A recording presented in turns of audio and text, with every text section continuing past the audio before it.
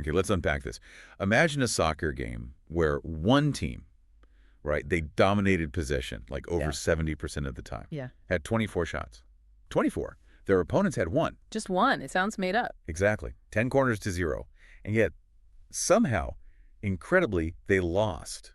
Sounds impossible, doesn't it? Like something out of a movie script. It absolutely does. I mean, when you just look at those raw numbers, it just defies almost everything you expect in top-level professional soccer. It's one of those results that makes you stop and say, okay, what really happened here? You have to dig deeper. And that's precisely what happened in the FIFA Club World Cup, June 24th, 2025. Okay. Portuguese giants Benfica pulled off this, well, stunning, truly monumental 1-0 win over the German powerhouse, Bayern Munich. Monumental is the right word, a genuine shock. Yeah, this wasn't just any game. It sent absolute shockwaves across the whole global soccer scene. Yeah. So our mission today in this deep dive is to really peel back the layers on this incredible result. We're diving into all our sources and can try and uncover the how and the why behind such an improbable scoreline, extracting those key bits of info, the surprising facts that explain it all. Right. It's not just about the one deal, it's about everything underneath, the tactics, the conditions, the moments. And you know what makes it even more fascinating is the context of the match itself. This wasn't just some friendly, right? No, not at all. It was the final group stage match for both teams in this new expanded 32-team FIFA Club World Cup format. The big new tournament. Exactly. And this format, it's kind of designed, or at least hoped, to create more moments like this, more unpredictability, challenging the, the usual suspects. And it delivered here big time. Oh, absolutely. So heading into this game, Bayern, they'd already qualified for the round of 16. They had 6 points. They were kind of comfortable. Safe passage, basically. Pretty much. Benfica, though, they needed just 1 point. A draw would have done it for them to get through. So huge pressure on them playing Bayern. Right, needing a result against them. Exactly. And then what happens? Benfica win. They finished top of Group C with 7 points. Bayern dropped to second with 6. Both go through, sure, but the whole picture changed instantly. And talk about changing the picture. Mm-hmm. Those implications were immediate, weren't they? Huge. So Benfica wins the group, and they get a matchup against the Group D runners-up. Could be Chelsea, could be Esperance de Tunis, but essentially a slightly easier path on paper. Potentially, yeah. Meanwhile, Bayern, finishing second, bam, they're drawn against the Group D winners, Brazilian giants Flamengo.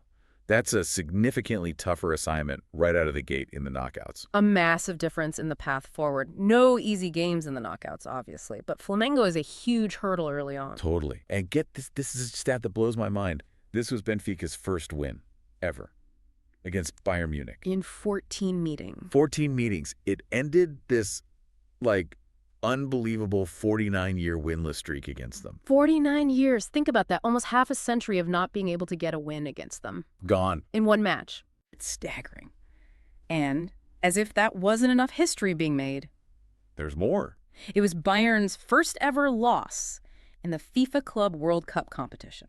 Full stop. Wow. Okay, that adds another layer entirely. Their first ever loss in this whole competition. So yeah, this wasn't just a win. It was this huge historic moment. And it all unfolded in Charlotte, North Carolina, under some pretty extreme conditions, which we definitely need to talk about because they played a massive role. Oh, absolutely. That historical context it really scales up the magnitude of this upset, doesn't it? Bayern's record before this was, 10 wins, 3 draws, 0 losses against Benfica. Exactly. Total dominance on paper. So for Benfica to break that streak, that, like you said, almost 50-year jinx, on this massive stage in this new tournament format, it just speaks volumes, doesn't it, about their planning, their belief, their execution. Yeah, it really hammers home that idea, that past results don't guarantee anything in soccer, especially when you throw in new factors. For sure. History doesn't play the game for you. Right. So, okay, considering that history, that dominance. Yeah. How? How on earth did this actually happen? Let's zoom right in on the moment that decided it, the goal that set the whole tone. Yeah, the goal that forced Bayern to chase, which is not a position they find themselves in very often. It's amazing how quick it was, too. The match's only goal came super early. Yeah. Just the 13th minute. Norwegian winger Andreas Schjelderup. 13 minutes in, bang. An early lead for the underdog, like you said, Yeah. instantly sets up this fascinating tactical game, doesn't it? Especially knowing how Bayern usually just suffocates teams with the ball. And, if we connect this goal to Benfica's overall game plan, it wasn't just like a lucky break. No. No, it was a perfect example of incredibly efficient, clinical counterattacking. It showed exactly how you punish a team that maybe gets a little stretched, a little too comfortable, high up the pitch. Okay, so break it down. How did it build up? Well, it started on the left, actually, with Angel Di Maria, 36 years old now. Phil got it that. Oh, yeah. Still has that vision, that touch of class. He kind of initiated the play, drew a couple of defenders, found that pass to open things up. Then you saw this perfectly timed run, an overlap from his fellow Norwegian, Fredrik Aursnes, down the right wing. Coordinated move then. Definitely looked like it, exploiting space maybe left by Bayern pushing forward. Aursnes got the ball in stride, good position, and delivered this precise low cross, cut back from the right side of the box towards the penalty spot area. And Schjelderup was there. Right there. Showed amazing composure for, that moment. Met it first time, right foot from about maybe 15 yards out. Didn't blast it, just slotted it. Past Manuel Neuer, no less. One of the best ever. Into the bottom corner. Yep. Clinical, surgical almost. And what makes it even more unbelievable, that was Benfica's only shot. Wait, their only shot of the entire game? The entire 90 minutes plus stoppage time. One shot, one goal. That's insane. Against Bayern. It tells you everything about the quality of that specific move and finish, doesn't it? The composure, the efficiency. So from the 13th minute, Benfica had that precious lead to defend, and Bayern were immediately playing catch-up. A massive uphill battle. Wow. One shot, one goal. It's almost, unheard of. Yeah. And it completely flips the script for both managers, right? Totally. Instantly. Totally. Okay, and here's where, like you said, this deep dive gets really interesting. Because the opponent wasn't just Bayern Munich. It was also this other factor, the elements.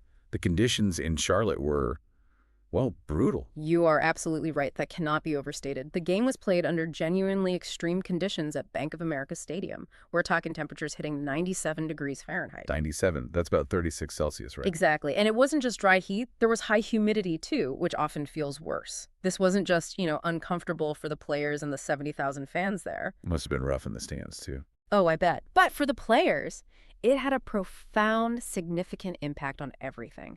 Tactical execution, individual performance, stamina, the whole 90 minutes. So how did that actually play out? Like cooling breaks and stuff? Yeah, multiple cooling breaks were needed, not just recommended, but essential for player safety, for hydration. But those breaks, while necessary, they also, they break the rhythm of the game. Right, stop-start. Kills momentum. Exactly. And think about the physical toll. Players dehydrate faster, muscles fatigue quicker, you get less explosive power, maybe even slower decision-making because your body's just working so hard to cool down. Yeah, makes sense. So for the coaches, Lage for Benfica, company for Bayern, they had to be super careful with managing players, rotating, subbing maybe earlier than usual just to prevent total heat exhaustion. Right, avoid injuries or big mistakes from fatigue. For sure. It forced both teams to conserve energy. You couldn't press relentlessly like maybe Bayern normally would. You had to pick your moments, adapt the intensity. And you mentioned company. Does this heat maybe explain some of his initial lineup choices? Resting those big names. That's a really important question. Company himself kind of hinted at it afterwards. Did he look at the forecast, anticipate that massive physical drain and think, okay, let's start with fresher legs, guys who maybe haven't played as much, and bring on the stars later, when maybe the intensity drops or when we need them? A calculated risk based on the heat. Possibly. Or maybe it was a miscalculation. Maybe he underestimated just how much the cumulative effect of that heat over 90 minutes in a high-stakes game would impact even a rotated squad's ability to perform fluidly. Either way, the heat itself was like a 12th player on the pitch, changing the entire nature of the contest. It became a battle of endurance, not just skill. Wow. So yeah, not just about who had the better players, but who could handle that environment better, manage their energy, manage their tactics. Precisely. And speaking of tactics and managing teams, both coaches set up in a 4-2-3-1 formation on paper. Yeah, nominally the same shape. But their philosophies, their approaches for this specific game couldn't have been more different, really. Set up a real tactical chess match. Oh, absolutely. It's fascinating when you see the same formation used with such different intentions. Vincent Kompany, for Bayern, he made that huge call, didn't you? 7 changes. 7?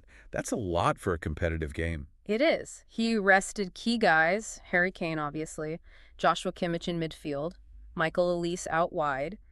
Each of them brings something unique, right?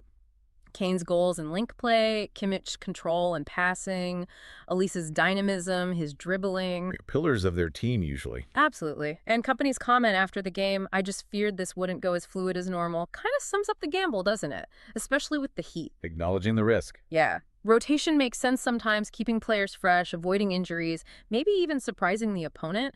But here, in that first half especially, it really seemed to backfire. How so? What did you see? Well, without that usual cohesion, that individual brilliance, the Bayern team just lacked dynamism. They lacked that cutting edge, the quick passing, the creativity you associate with them at full strength. So lots of the ball, but doing nothing with it. Pretty much what pundits sometimes call sterile possession.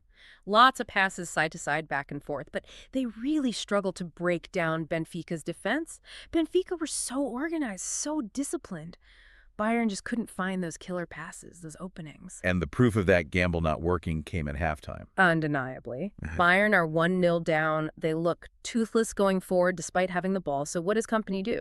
Triple substitution. Brings on the big guns. Exactly. On come Kane, Kimmich and Elise. Off go Tom Bischoff, João Palhinha, and Serge Gnabry. And the change was almost immediate. You could see it. Oh, yeah. Suddenly there was more urgency, more directness, passes going forward quicker, players making better runs off the ball. That individual quality started to show. They began creating real chances in that second half, putting Benfica under immense pressure. So it really highlights how vital those specific players are to how Bayern function. Massively. It was basically an admission that the initial plan hadn't worked, and they needed their stars to rescue the situation. Okay, so that's Bayern's side. What about Benfica? Bruno Lage's approach. Well, in complete contrast, Lage's tactical plan for Benfica seemed executed almost to perfection right from the start. That 4-2-3-1 wasn't static, it was super adaptable, really fluid defensively. How did they set up defensively? It was all about absorbing pressure with disciplined, compact shape. Often you'd see them drop into 2 really solid banks of 4, sometimes even 5 players across the back line or midfield line when Bayern had sustained possession deep in their half. Just clogging up the space? Exactly. Shrinking the pitch, denying those passing lanes through the middle, forcing Bayern wide where maybe they could deal with crosses better. They just frustrated Bayern, turned all that possession into something relatively harmless for long stretches. But they weren't just defending, right? Because they scored. No, exactly. Their counterattacking discipline was also key. They didn't just sit back and hoof it clear. They defended resolutely, but they were patient, waiting for that one moment, that one opportunity. Which came via Di Maria and Aursnes. Precisely. That combination on the right, even though Di Maria started left but drifted, it proved decisive. It showed they could transition quickly from defense to attack when the chance arose, and crucially, they were clinical when they got it. So absorbing pressure, staying organized, and then bang, clinical counter. Textbook.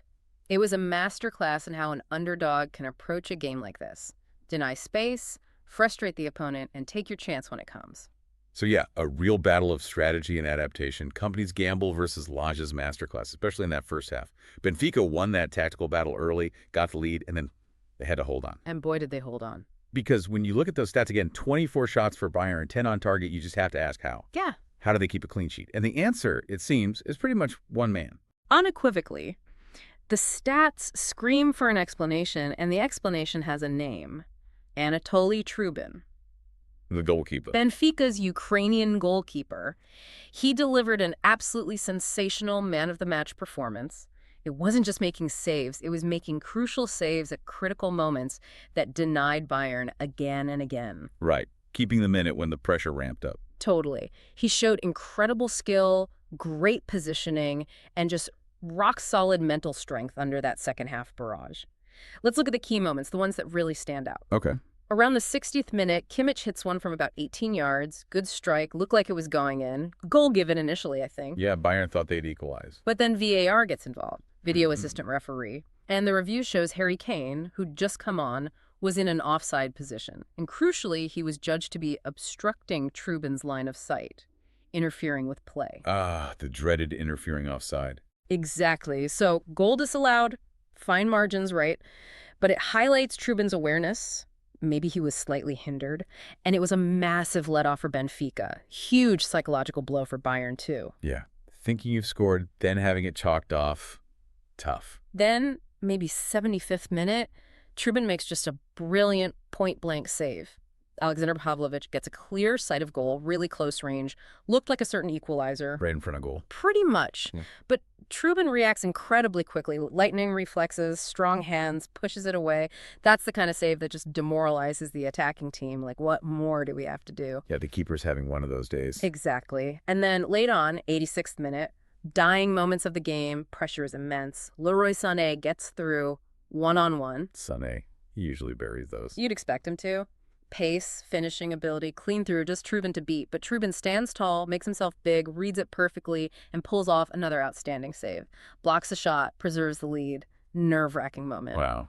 Clutch save. Absolutely clutch. His comment after the game was really humble, you know? It wasn't only me, it was the whole team.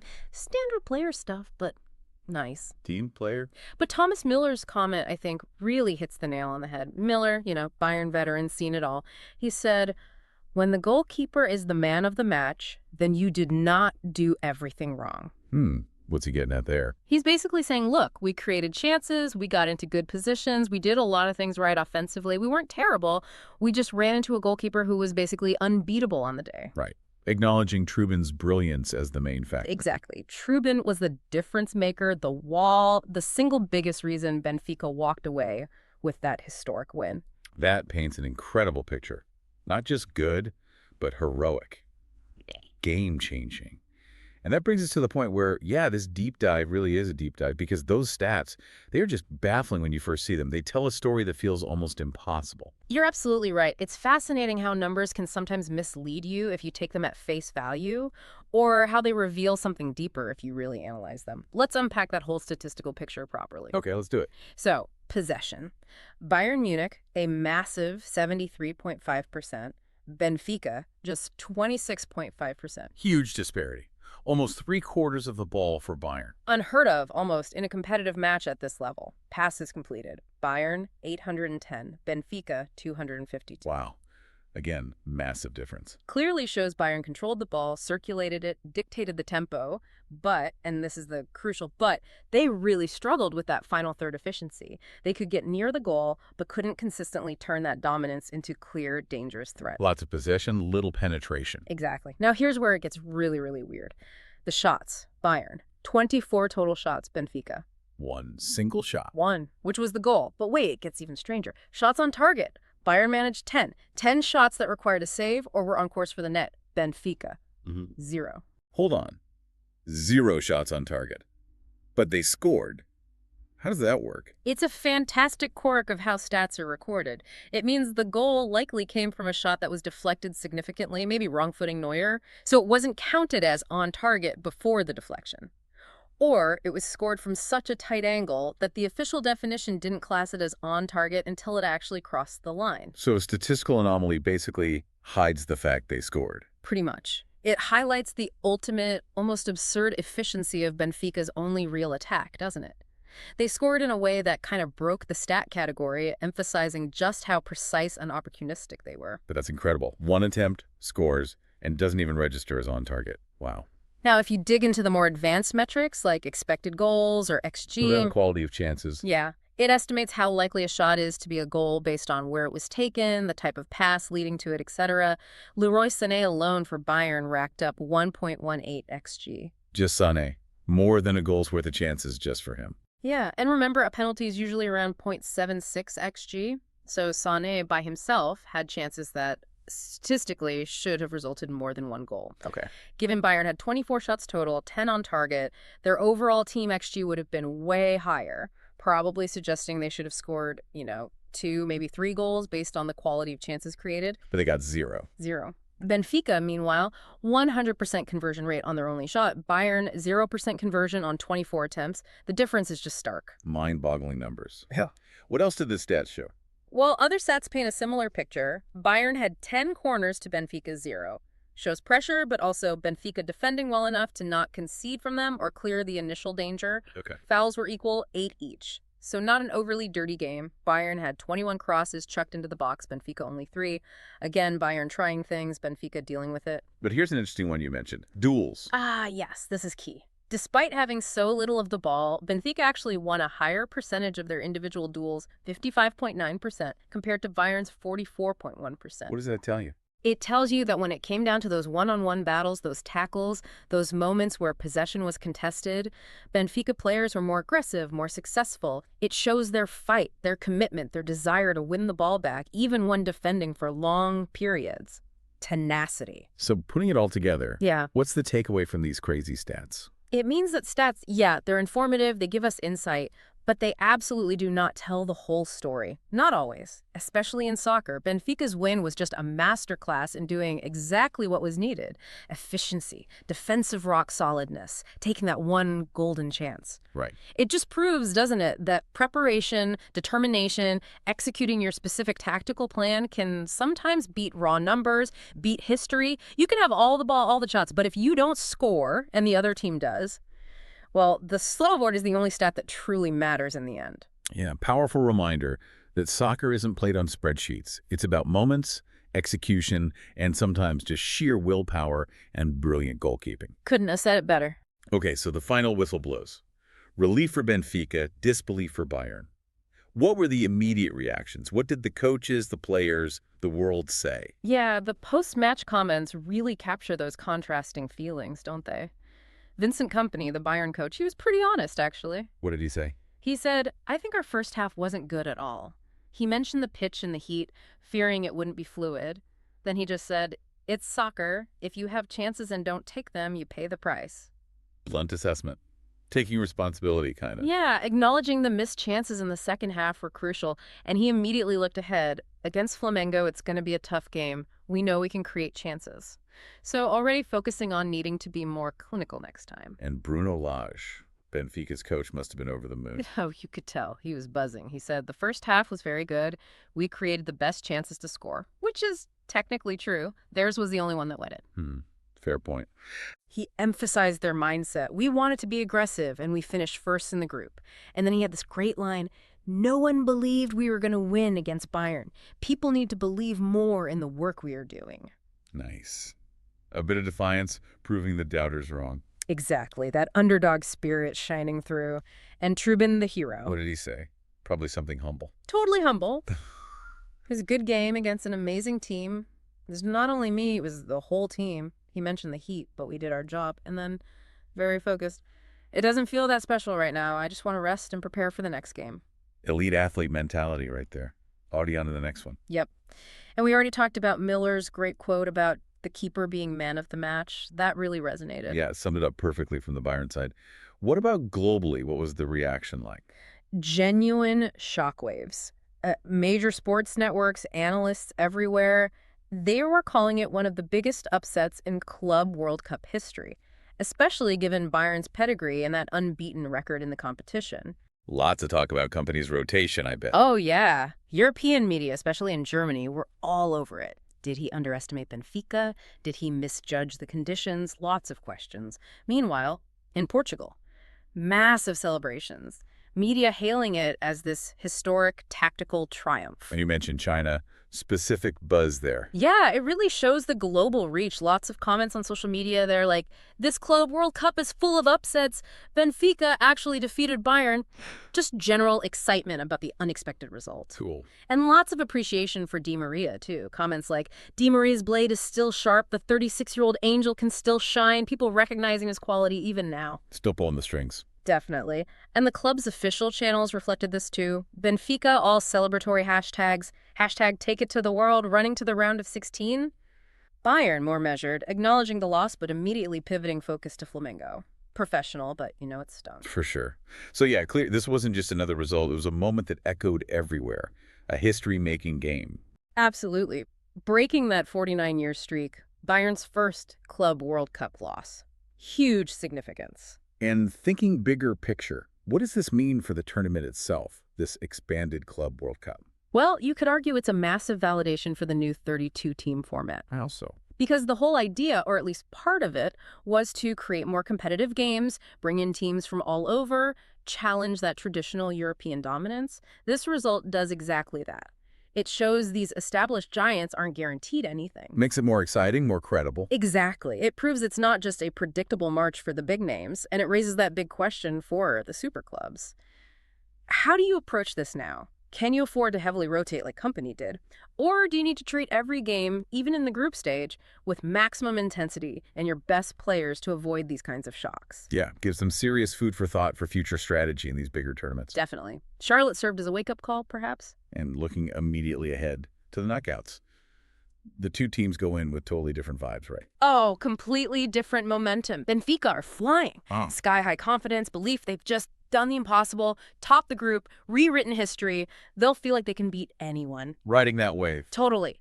Bayern, they need to regroup fast. They have to shake off this loss, figure out why their attack faltered despite the chances, address those tactical issues that Benfica exposed, and they've got that tough Flamengo match looming immediately, huge pressure on them to bounce back. Yeah, the psychological factor is massive now. Benfica playing with freedom, Bayern playing with pressure. Exactly. It sets up the round of 16 really intriguingly for both sides. Okay, so wrapping this incredible story up, what does it all mean? What's the big takeaway for you, the listener, from this deep dive into Benfica's stunning win? Well, I think it just reinforces that soccer, at its core, is about these fine margins, isn't it? It shows that preparation, belief, tactical discipline, and maybe a bit of magic like Trubin provided can genuinely overcome statistics, history, everything. Benfica's defensive grit, Schjelderup's one perfect finish, Krubin's heroics, all under that intense heat. It was a perfect storm for an upset. A testament to sticking to your plan and executing it. Exactly. It's that powerful reminder, isn't it? Even in this era of data, super teams, huge money, the underdog can still have its day. You just need the right strategy, incredible effort, and maybe your keeper to play the game of his life. So a final thought then, something for us all to chew on. Yeah, I guess. This historic game is obviously huge for both clubs, a real marker. But what does it tell us watching from the outside about where elite soccer is heading? With these new formats, these bigger tournaments, maybe more extreme conditions becoming common, is this a sign of a real shift? Are the traditional powers becoming more vulnerable? Or is it just soccer being soccer? Or is it just the beautiful, unpredictable chaos we love about the sport? The thing that guarantees that even when you think you know what's going to happen, something completely unexpected can occur and capture the world's imagination. Is it a power shift or just proof that the magic of the game is alive and well? Something to think about as this Club World Cup continues.